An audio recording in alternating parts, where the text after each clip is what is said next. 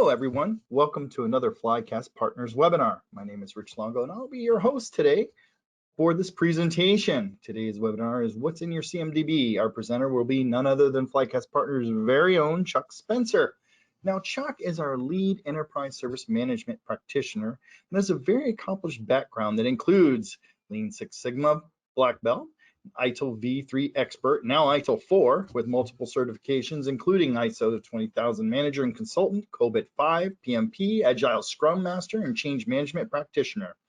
Chuck has well over 25 years of experience in improving and implementing service management processes to drive quality, efficiency, and customer satisfaction. He's an innovative and results-oriented senior technology leader with progressive experience in all phases of service management, project and process management, enterprise technical support, organizational leadership, and strategic development. So before we get started, Chuck, let me introduce a little bit of information about our organization. Now, Flycast Partners, we're here to deliver a seriously amazing IT experience, and we're founded and staffed by personnel that have many, many years of experience in IT space. We took a lot of these ideas and from these collective experiences and added the best components necessary to grow and become a leading value-added reseller in the North American IT market.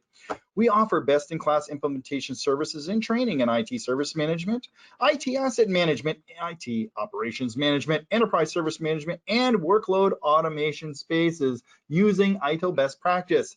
Our professional services team can easily scale up or down to meet the IT needs of any customer, regardless of the size, complexity, or budgetary restrictions.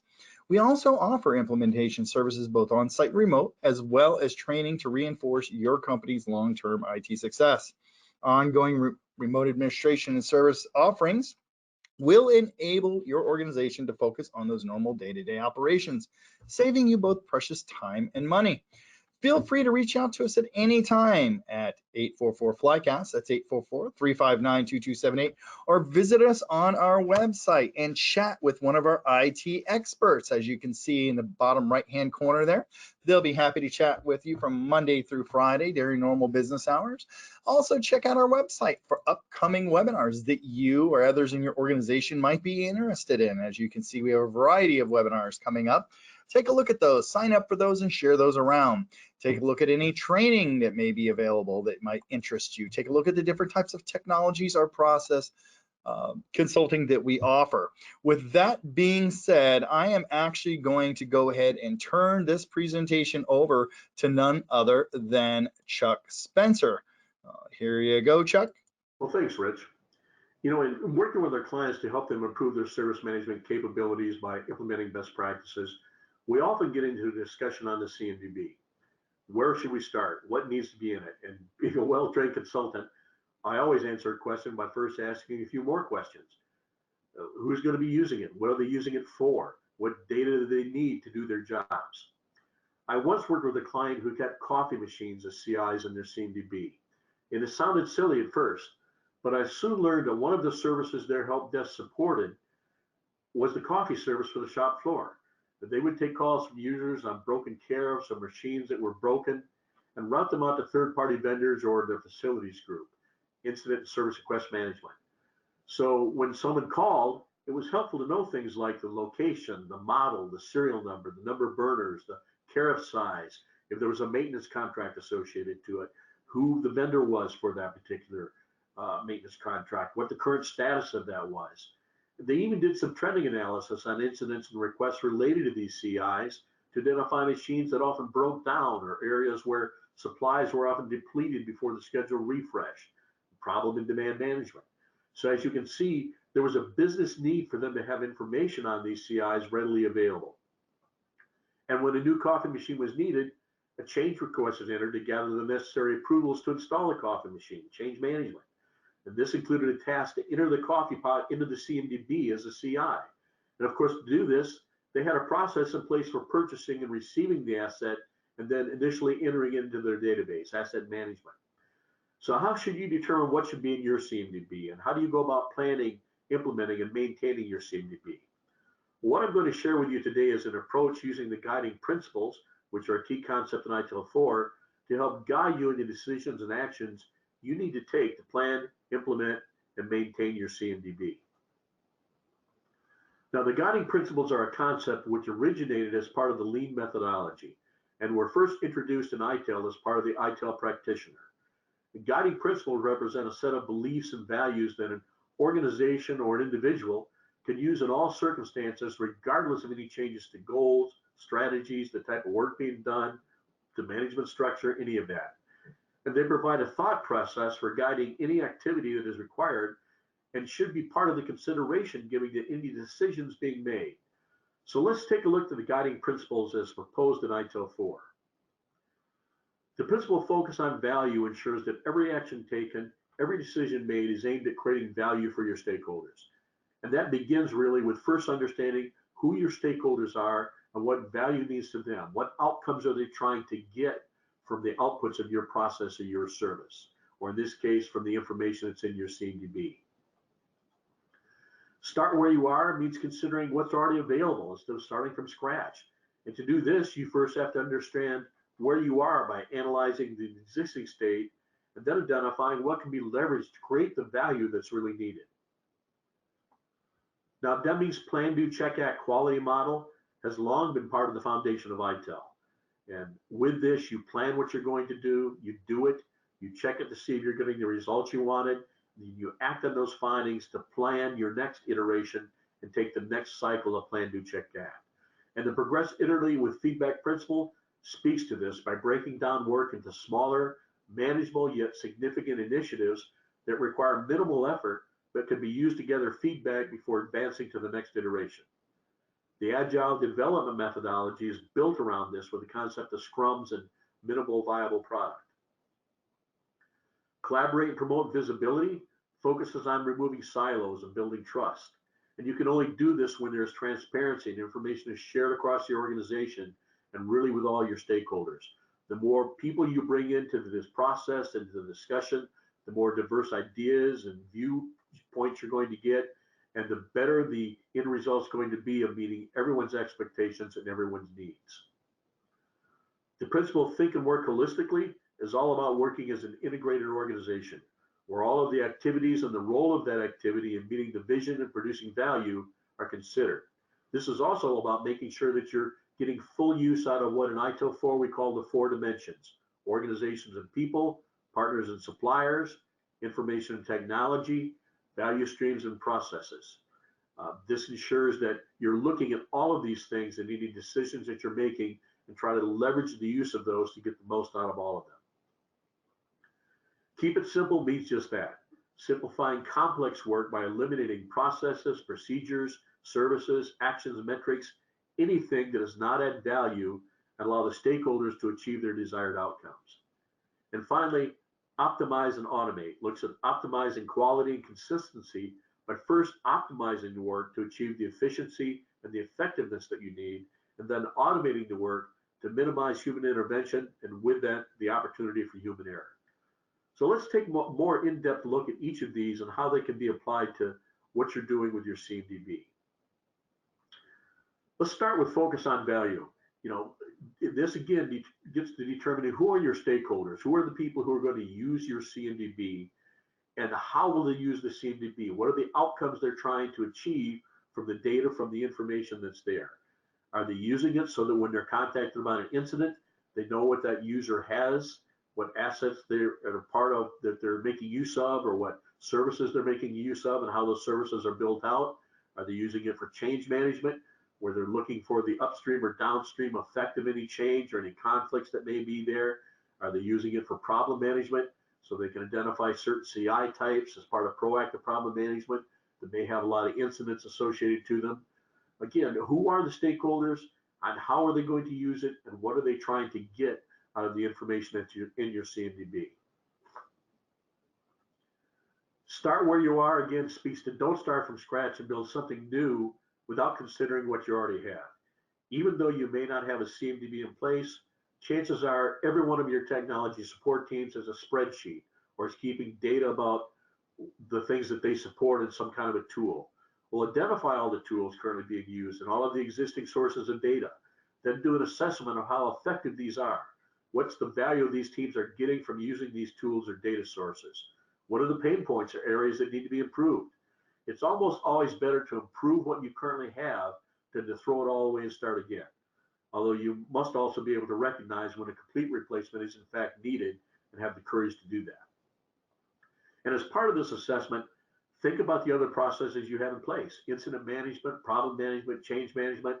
How effective are these today, and what is going to need to be changed in these processes so that you can benefit from your CMDB? Change management in particular is a process that needs to be somewhat mature to support and integrate well into the process of building and maintaining control over your CMDB. Now, starting from where you are is not only less wasteful than starting from scratch, because it preserves value that you already have, but it also helps you get people on board with what you're trying to accomplish. They're much more likely to support the changes that you're trying to put in place if you recognize the value of what they have today and integrate that into what you're trying to build.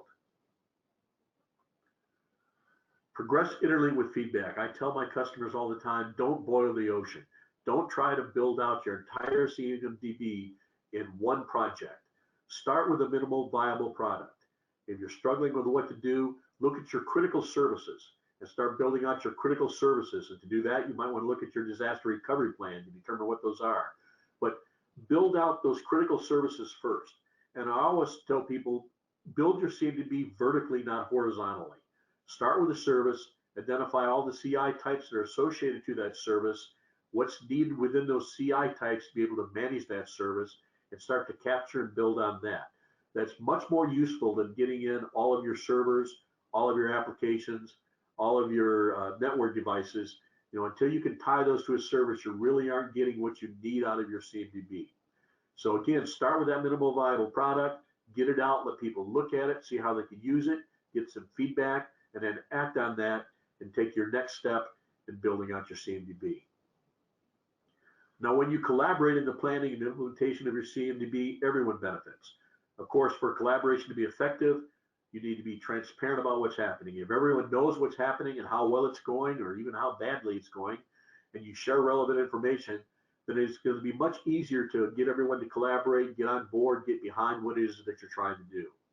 And keep in mind that you need to continually engage with all of the stakeholder groups that you've identified. Building out a CMDB is not going to be something that happens quickly. And the way that they need to use the CMDB, the value they are expecting from it, is going to change over time. Make the work you're doing to build out the CMDB visible. As people see how the tool you're using is going to present the data, this will allow them to suggest changes that may add additional value to the finished product, or identify additional ways they could utilize the CMDB as part of their value streams. Most importantly, avoid siloed thinking. Each technology group is going to have their own ideas about how the CMDB should be organized, how the tool should be configured, how the processes involved in implementing and maintaining the integrity of the data should work. Many organizations spend way too much time trying to build consensus around these ideas. Do something. Get something in place. Let people use it a bit. Combine this with progressing iteratively with feedback. Let them try it out. Get some feedback from them. Collaborate about what works best, and then take a next step and move forward. Now, no service, practice, process, department, or supplier stands alone. They all interact in complex ways to create value. So you need to think about the needs of the entire enterprise being supported by the CMDB whenever you're planning your CMDB or making a decision about what's going to be in the CMDB and how it will be presented, to ensure that the CMDB really does contribute to the overall creation of value. As part of working holistically, you need to understand the complexity involved. What are all the other things that are going on in your organization? How are they going to impact this? What dependencies are out there? What roles and responsibilities need to be in place? How are they going to contribute to the effort that's there? Keep in mind, it's not just about collecting data, but allowing people to effectively use that data and information to perform their work. And this means making sure you're considering and making effective use of what ITIL refers to as the 4 dimensions. And again, those are organizations of people, partners and suppliers, information and technology, value streams and processes. In the area of organization and people, consider the new roles and responsibilities that you're going to have to define and implement to be able to implement and support your CMDB. And then what skills and experience will these folks need to have? What training are they going to need to have? And then think about your partners and suppliers. What information about the services they provide that in turn become part of the service you provide needs to be included in your CMDB. How will you get that information from them? How will you maintain that information? What relationships need to be in place in order to be able to do that? And of course, what information needs to be tracked in the CMDB? What are all the CI types and what attributes need to be tracked for each type? What technologies are going to be used to discover this data? And what information is needed to manage your CMDB? And of course, last but not least, how will the CMDB fit into the various value streams that are needed to implement and support the products and services you're offering? And not only what processes will need to be implemented to build out your CMDB, but what value will the CMDB bring to those other processes? Keep it simple and practical. Now, this guiding principle comes into play when you're doing things like making decisions on the type of relationships you need and the attributes or data you want to capture for each CI. For the relationships, start simple with just a few relationship types and then expand those as you truly see the need. I've seen organizations create 10, 20, 30 different relationship types, and no one really knows how to use each one, and it's confusing. They don't know which one works where. So don't try to think of every possible relationship in the beginning. Start small, keep it simple. The same applies with the attributes you determine for each CI type. Make sure that the data that you're capturing provides value. Continually ask yourself, why is this needed? Who will use it? And what's the value that's there? And do the same with the processes you develop to implement and maintain your CMDB. Use the minimum number of steps possible to accomplish what needs to be done. And keep this principle in mind when you're designing your reports around the CMDB. Think about who the audience is. Why would they need this information? What information is really of value to them, and how will they use it to achieve what they're trying to achieve? Now, simplicity is the best route to achieving quick wins. And quick wins really allow the organization to demonstrate progress, manage stakeholder expectations, and keep everybody on board. Quick wins are essential whether you're working on a project or any improvement initiative or even the daily operation activities. You have to deliver some quick wins that show value at regular intervals to keep people engaged. And the best way to achieve quick wins is through, again, keeping it simple and practical. Optimize and automate. As you're building out your CMDB, don't rush into automating everything. Start first with manual processes and simplify these. This guiding principle works hand in hand with the other guiding principles, such as progress iteratively with feedback. If you're doing iterative optimization and automation and making that progress visible, it's going to increase stakeholder buy-in for future iterations and make sure that you're not just automating the wrong things. Keep it simple and practical. It's possible for something to be simple but not optimized. So use these two principles together when you're selecting improvements and making sure, again, that each step that's there provides some value. Consider the impact of automation by first focusing on value. Selecting what to optimize and automate and how to do so should be based on what's the value it's going to bring to the organization. And of course, start where you are. Here you want to take the technology that's already available in the organization that may have features and functionalities that are currently untapped or underutilized and make use of what's already there to implement opportunities for optimization and automation very quickly and economically. And in the end, automate, automate, automate. The more you can automate your CMDB and the things that are in there, the more up-to-date it's going to be, the more reliable it's going to be, and the better it's going to provide value to your organization. Now, when you're looking at your CMDB, there is a process within ITIL that talks to how to build out, how to plan, how to build out, how to maintain your CMDB. Now, in ITIL V3, this is referred to as the Service Asset Configuration Management Process. In ITIL 4, it's just going to be called Configuration Management. We haven't seen exactly what's there in ITIL 4 yet, but I don't expect it's going to be much different than what's here. These are the primary activities that are involved: configuration management planning, configuration identification, configuration control, status accounting reporting, and verification and audit. And so we're going to talk a little bit about each one of these and how you can apply the guiding principles to each one of these areas. Now, I've got some recommendations down here about which ones should apply to areas. This doesn't mean that this is absolute. You know, when you look at these, you of course want to look at all the guiding principles and see what applies. But this will just kind of give you an idea of how you might apply some of these. Now, the primary output of configuration management planning is to create a service asset configuration management plan. This is going to be at first a strategic document, and as you maintain this document throughout the life cycle, it's going to become more tactical over time. But this is where you're going to define the scope of what needs to be in your CMDB, what policies and standards need to be adhered to by the CMDB, what your organization needs to look like in terms of roles and responsibilities, what processes and tools you're going to use to implement and maintain your CMDB, and what relationships there need to be with other processes and other groups in order to be able to do this. So here it's very important that you look at some of the guiding principles like focusing on value, making sure that everything that's here really provides value to someone in the organization. And then start where you are. You have policies and standards today. You have some organization in place today. You have some processes and tools. You have some relationships to other processes and groups. So think about what those are today, what's good in them, what can be improved, and leverage what you can. Progress iteratively with feedback. Again, this document itself should be an iterative document, starting off very strategic, sharing it with some people, getting some feedback on that, and making it more defined and more tactical as you develop the plan. Collaborate and promote visibility. The more people you can bring into this planning, the more, again, the diverse thoughts that you're going to have, the diverse views you're going to have, the more likely it's going to be that this plan really addresses the needs of everyone that's there. Think and work holistically. Again, think of how complex this really is, and then make sure you're getting the best use out of all 4 dimensions within your service management capabilities.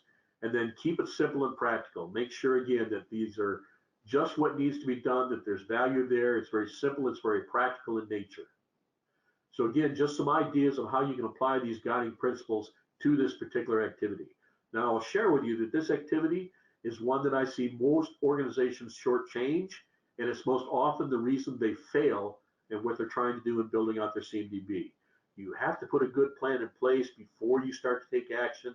A lot of people just start to rush into populating their CMDB without really thinking through all of this and getting in place what's really needed to well plan that CMDB. The configuration identification activity, this is where you're going to define your asset classes and their types. So you want to identify an owner for each CI type, and then engage that owner in defining the naming and labeling standards for that CI type, the relevant attributes for that CI type, what the statuses for that CI type and the life cycle of that CI type might be.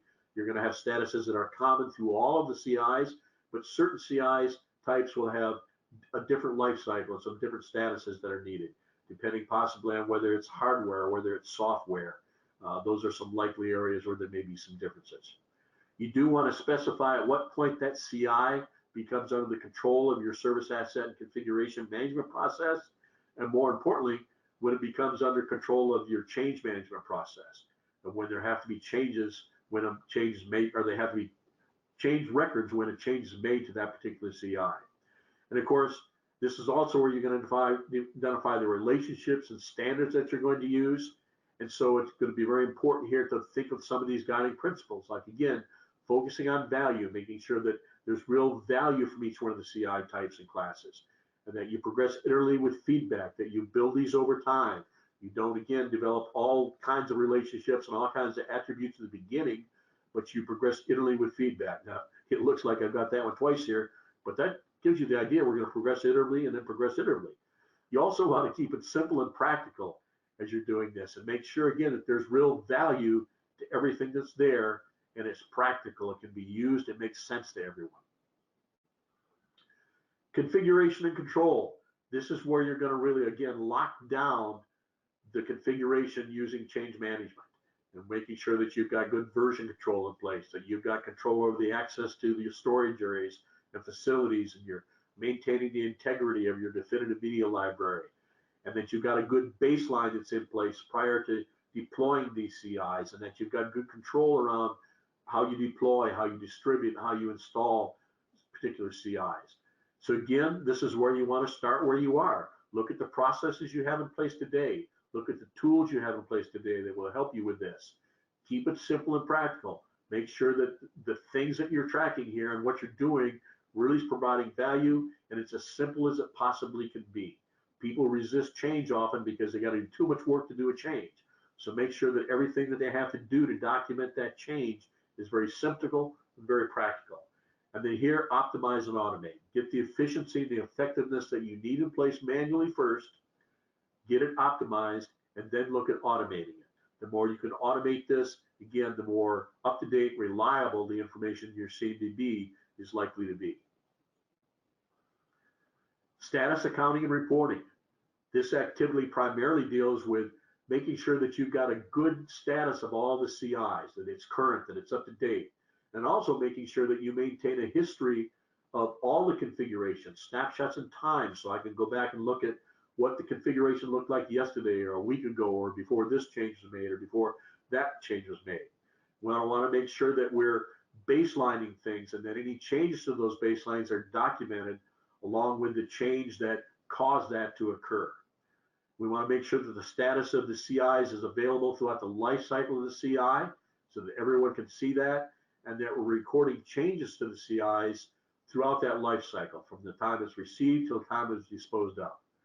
Here again, you want to focus on value, making sure that these statuses mean something to people, that there's some value there. You want to progress iteratively with feedback to make sure that as you're doing this, you're developing this status, and especially these reports over time, you're getting some feedback on what you're reporting, how useful it is, and then you're advancing to the next step. You again want to collaborate, promote visibility, bring as many people into looking at this. The whole idea of status accounting really is to provide visibility to the organization on what the status of these CIs are. So the more people you can make this visible to, the better the information you're going to get available to you when something is out of whack or something is out of place as to why that might have happened. You want to keep it simple and practical. Don't come up with 30 statuses. Get some very simple statuses that you have, maintain those statuses, and then of course, again, optimize and automate. Make sure that the processes for doing status and accounting reporting are done manually first, that they're very efficient and very effective, and then automate those so that you don't have to spend a lot of time reporting. You can spend more time perhaps looking at the exceptions that occur when something's not what it's really supposed to be. Verification and audit. This activity is one that you're going to do before and after any changes to the infrastructure. You're going to go out and again look at the statuses, look at what that configuration looks like. You want to do it both at planned and at random intervals. You want to do it in response to the detection of any unauthorized changes or modifications of CIs to see if anything else might have changed as well. And then of course determine why that changed. Here again, you want to really collaborate and promote visibility. The more people you can bring into this discussion, the more visibility you're going to get, the more information and knowledge you're going to get on perhaps why some of these changes took place and why they didn't have the right change control around them or the right control around them. Again, you want to keep it very simple and practical. Make sure that everything you're doing here, the verification data, has a purpose, it has a reason, and then optimize and automate it. The more, again, you can optimate this, the more reliable the information is going to be, the less strain it's going to be on your organization, and the more up-to-date your information in your CMDB is really going to be. So with that, I'm going to turn it back over to you, Rich.